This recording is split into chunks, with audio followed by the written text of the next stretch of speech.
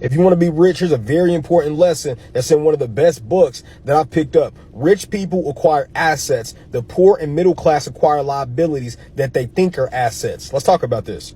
One of the most common things that most rich people do is the BRRRR method when buying real estate. See, most people think like a traditional rental when they see landlords, but it's actually a strategy that they use. It's called the BRRRR.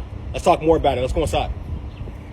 So what is the BRRRR method? The BRRRR method is buy, rehab, rent, refinance. We bought this house for $90,000 at a deep discounted price because it needs work. Paint, flooring, different things like that. Keep that in mind.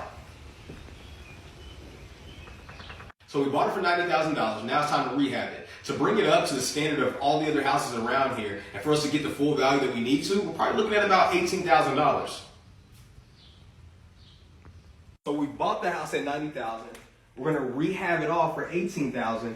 All in, we're in this thing for $108,000. Let's say on that $108, the payment is $950 a month. We're gonna rent this house out for $1,250 a month. So now we're making money cash flow wise, right? So we bought the property, rehabbed it, rented it out. Now we're gonna be making money cash flow wise because the payment is lower than what we can charge for rent, right? Now, here's what a lot of people miss is the refinance. It's actually called a cash out refi, where you can go to the bank and pull money out from your equity and refi the property with them. Most banks are gonna go up to 80% of the property's value. This house is worth $160,000. Remember, we're into this thing at 108 all in from our buy and our rehab it at 108. When we refi this at 128,000, which is 80% of the 160, stay with me, that's $20,000 you can pull out from this property and you're making money monthly.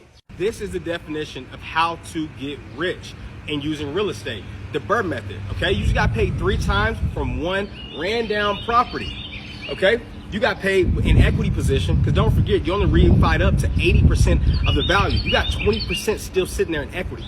You also got monthly cash flow, and you also did a cash out refi 3 times for one property.